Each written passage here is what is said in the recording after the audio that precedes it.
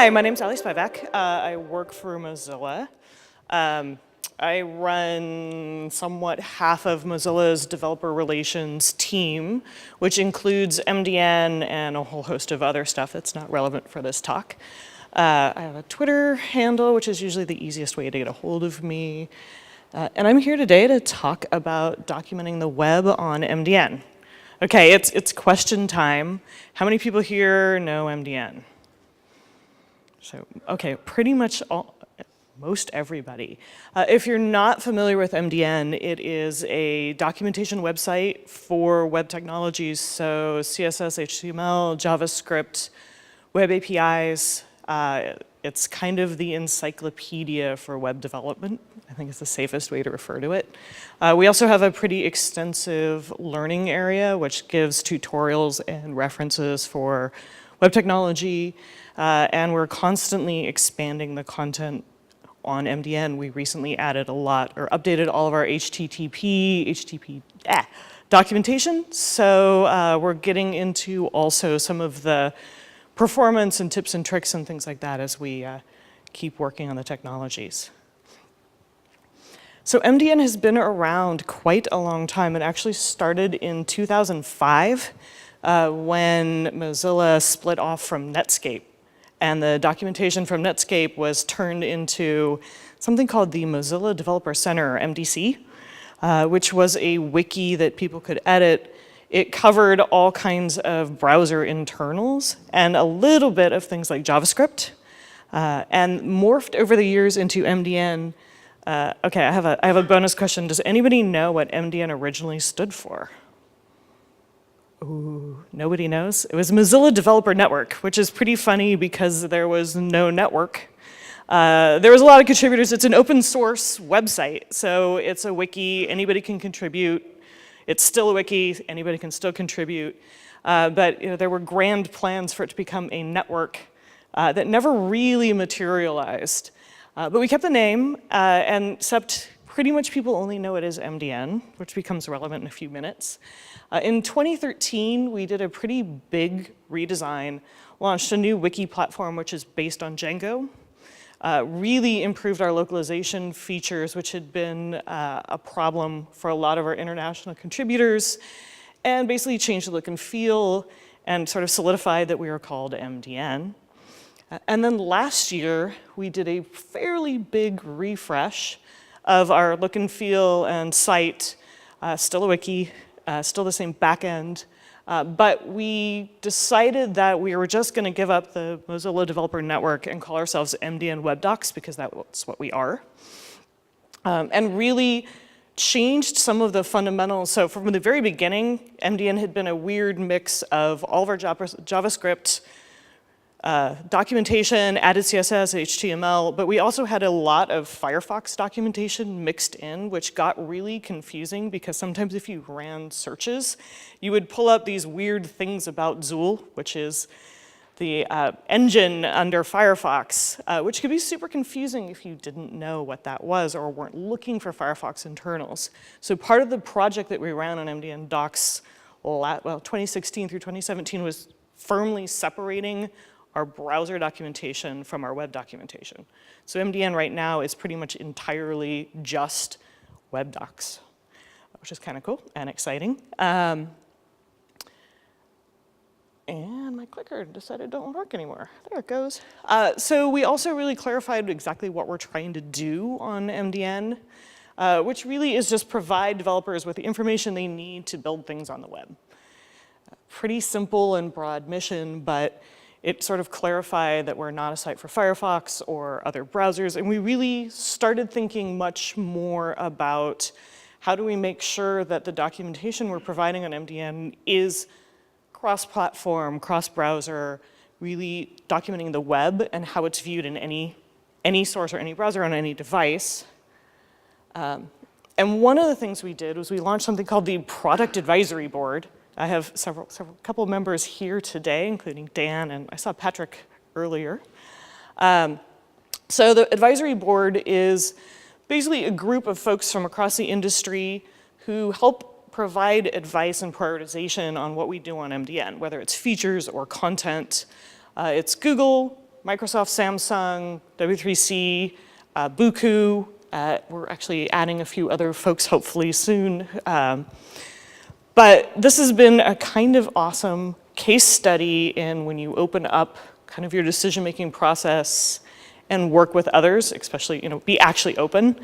The original vision we had for the product board was basically like, oh, it'd be really cool if we could talk to folks at Microsoft and Google and bounce ideas off them for documentation, and they could say, well, we realize Firefox doesn't care about Bluetooth API, but Samsung really does. And we would be able to look at prioritization and see what other folks in the industry, and particularly other browser makers, were prioritizing or seeing in their users and their stats, what people were looking for and what was really important. And that has worked incredibly well. We have those conversations all of the time.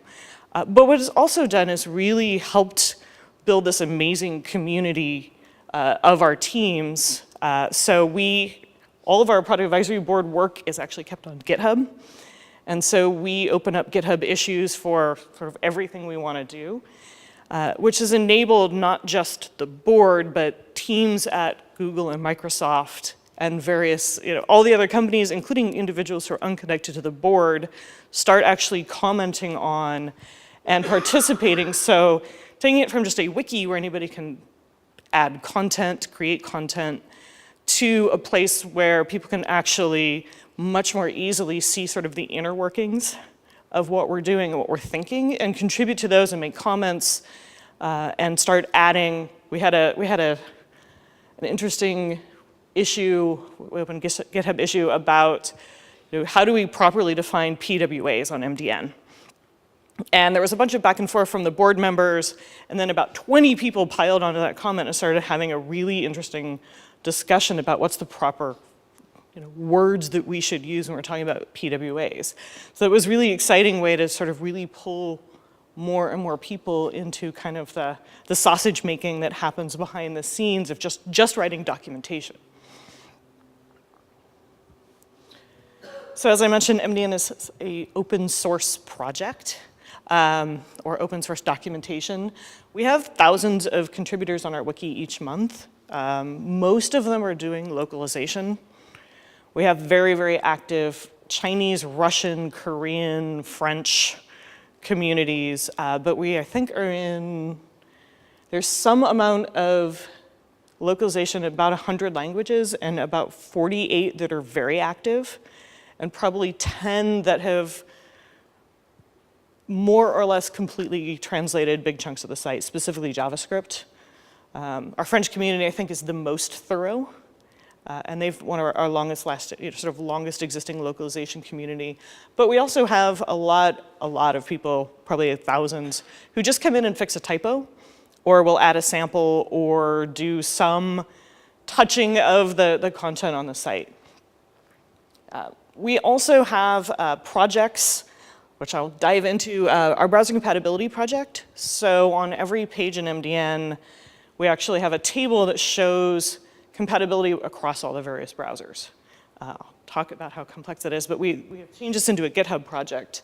And just in the last 6 months, we have 163 contributors and well over 2,000 PRs, adding compatibility data across basically JavaScript, CSS, any of the APIs as well. We also do something called Hack on MDN. We just had one of these in March in Paris, where we had 32 people show up for 3 days, and we hack on various pieces of MDN. It's basically a combination of an unconference and a hackathon. Ada was there, she's nodding. And we pre-select a theme, so this particular March Hack on MDN was browser compatibility. We had 32 people from all over the world, including quite a few folks from the Samsung and Microsoft and Google teams, came and we worked on compatibility data.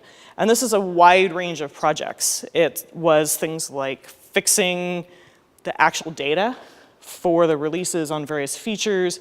It was building web extensions using compatibility data.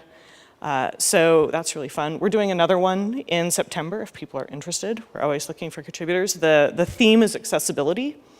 So we're going to be working on updating accessibility data across all of MDN, and also making some very much needed improvements just to the overall accessibility of the site, which we have said for years needs to be much better. So we're going to make a concentrated effort on getting people in to do hacking projects around all different forms of accessibility on the site and the interface. And then we also have discourse in IRC. If you want to talk to anybody on the team, we're pretty responsive, and there's a highly active community on discourse talking about various features and functions on MDN. And I'll share the slides. I have links to all of these things embedded in there.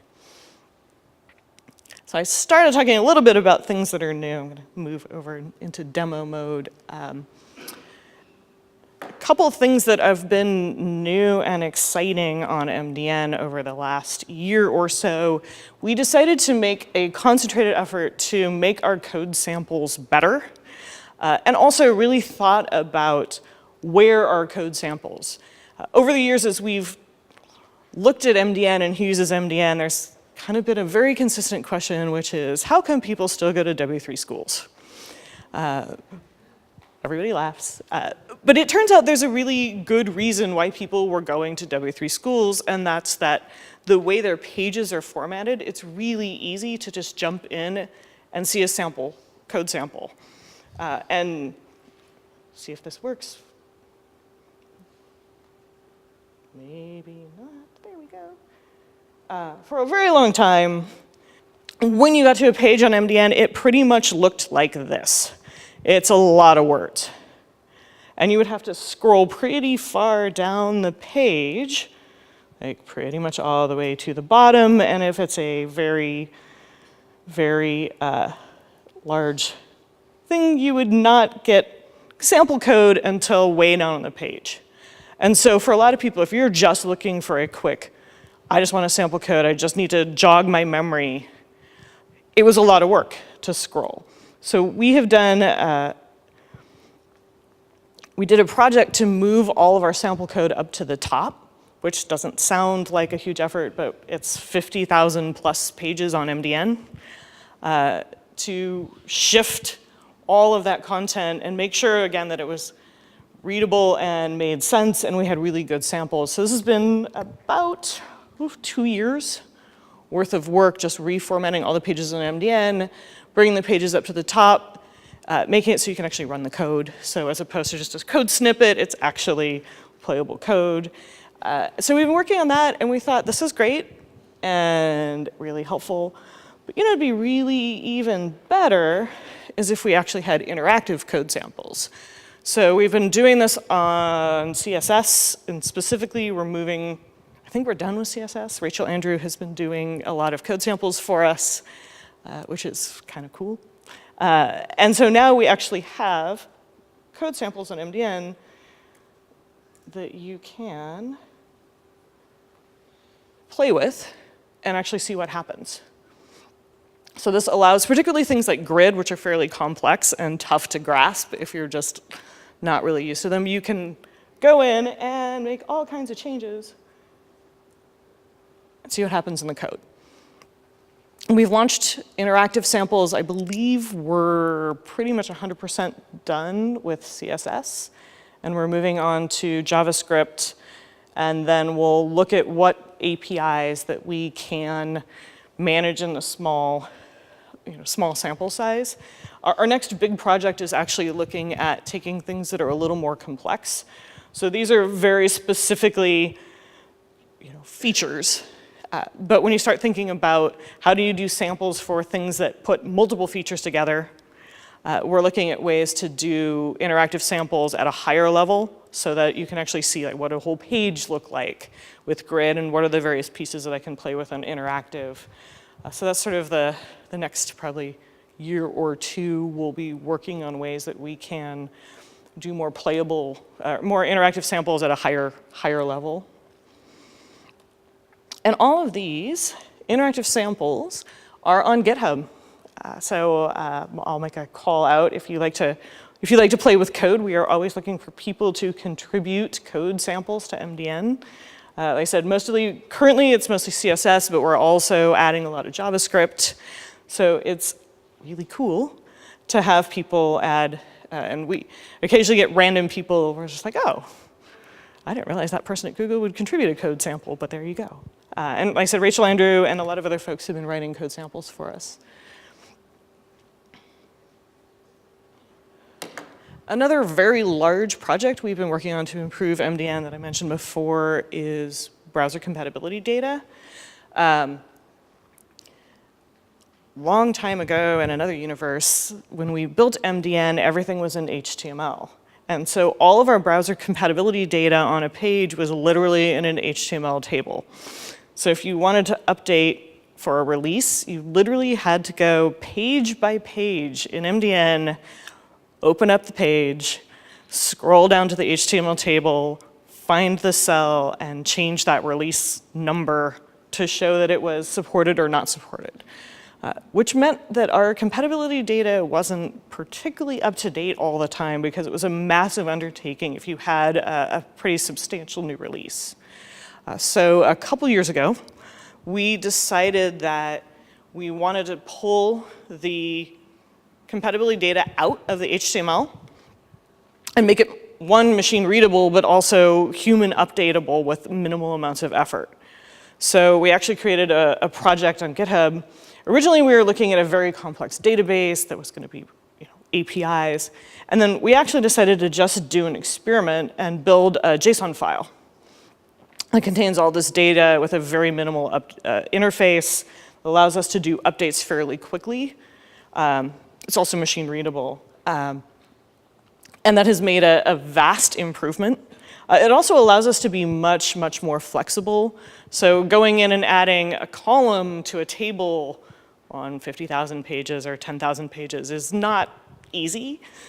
With the JSON, we started talking to the Samsung team a lot recently in the last several years, and we didn't have Samsung Internet as a common field in all of our compatibility tables.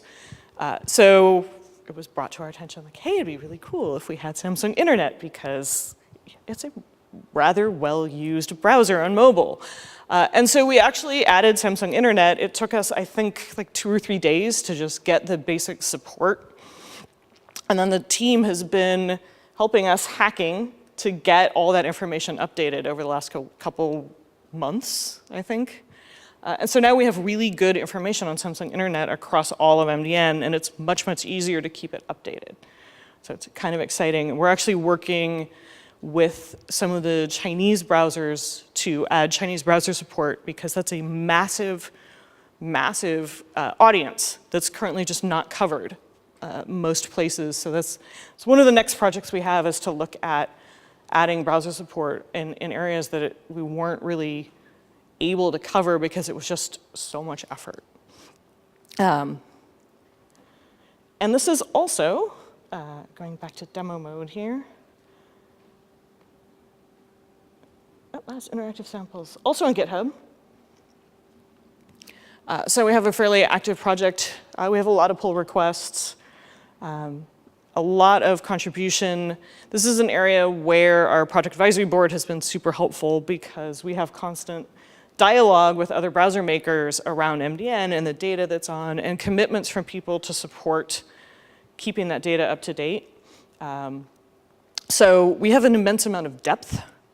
We also, and I don't have any samples up here, have had a lot of external folks start writing tools and extensions and adding the data. So we're in process of adding detailed compatibility data into Firefox DevTools. And there's, I think, 4 extensions across Firefox and on Chrome now that are using compatibility data to let you evaluate your pages and see where you have compatibility issues. So you can look those up. They're really cool. So what's after all of this? Well, we're continuing to make a lot of changes to browser compatibility. Our focus, I think we'll finish migrating. The plan is about 2 months from now, we'll have actually gotten all of the tables shifted over to using the JSON data. Should have most of the data updated by mid-June. And then we're really going to shift our focus to making that data more accessible to more tools. And looking in ways that we can do integrations kind of across the board. hopefully talk to folks like can I use and things so that we're compatible and have similar data. And we're really now looking at the question of things like what does supported mean?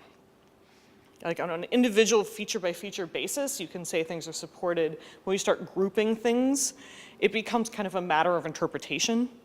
So this is a thing that we're bringing up with an advisory board, which is how do you say like this thing is supported or this thing is experimental? At what point does it become supported? How many browsers? What kind of support?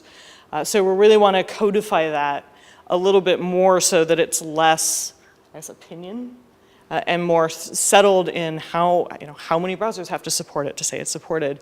How many features in a set when you look at a broader thing about saying CSS Grid is supported. Well, CSS Grid is formed of a lot of things. And same thing for a lot of APIs. Like if you're saying service workers, well, service workers is a lot of different stuff. At what point is service workers supported? What does that mean? And it's open a lot of times to interpretation. Like somebody will say, well, if it doesn't have push, it's not supported. So what is the core of these sort of bigger feature sets? And can we somewhat standardize on that so that it's clear to devs if we're talking about things that are supported, they know what that means. We're also doing a lot of work thinking about how we label content in MDN.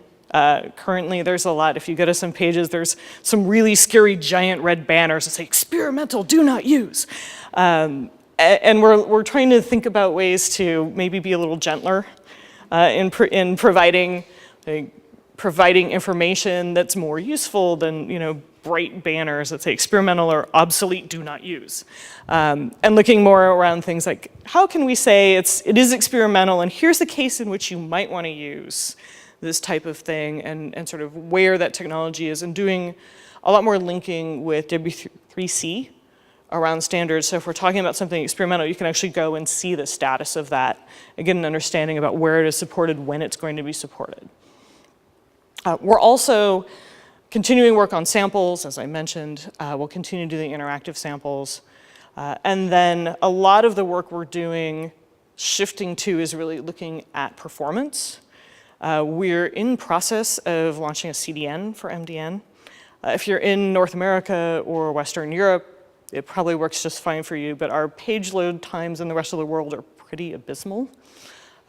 We know we're really useful because people put up with us being really slow, but our wiki is 5 or 6 years old, and so the performance is it's not great. Since we're talking a lot about performance or writing documentation about performance and best practices, we kind of figure we should be performant. So that's a lot of the work we're doing is we're doing a performance audit, moving to CDN. I think we did a trial this week that was awesome. So the CDN is the first step, and then we're doing a detailed performance audit, and then we'll start looking at different ways that we can migrate and implement more things. We actually have a lot of scripting in MDN pages, and so I think service workers will be super helpful there. I'd kind of love to make a PWA of MDN someday and really look at ways that we can do better offline content. We do a scrape for offline content, which isn't ideal. I'd much rather have the site itself just be run perfectly offline. And then we're also looking broadly at moving a lot of the back-end work of MDN to GitHub. Contribution is an interesting thing. I mean, MDN started in 2005, and wikis were cutting-edge technology that let people contribute, and that's a great thing, and people still contribute to the wiki. But the model that devs are used to is GitHub. And GitHub, or something similar to GitHub that has a lot more contribution built in. We didn't build a lot of communications capabilities into the platform, because as everybody knows, when you're developing, you have a giant list of things you want to do, and then they slowly get cut off as you run out of time. So we did core features of MDN, but the ability to communicate with people who were making edits was rudimentary at best and has remained that way. So we really want to look at different ways that we can build community and also give people the right amount of credit for the amount of work that they do in MDN. So we have amazing contributors who really put their heart and soul into MDN. And we know it, and they know it, but it's really hard for the outside world to see it because we don't have a good system to show that other than calling them out on Twitter and various other things. So looking at ways that people are recognized for their work, and we could debate whether it's good or not, but GitHub currently is really kind of the standard that a lot of people look at as far as seeing the contributions you're making to projects. So we're looking at that and a host of other things about how do we improve the platform, how do we improve the contributor experience, and then always improving the documentation. So we're continuing to expand our learning content and looking at ways to do interactive learning on MDN, which I hope will be awesome. That's probably a little ways away. And then continuing collaboration with our advisory board and various other people about prioritizing the type of content that we put on MDN. And with that, I believe I am done.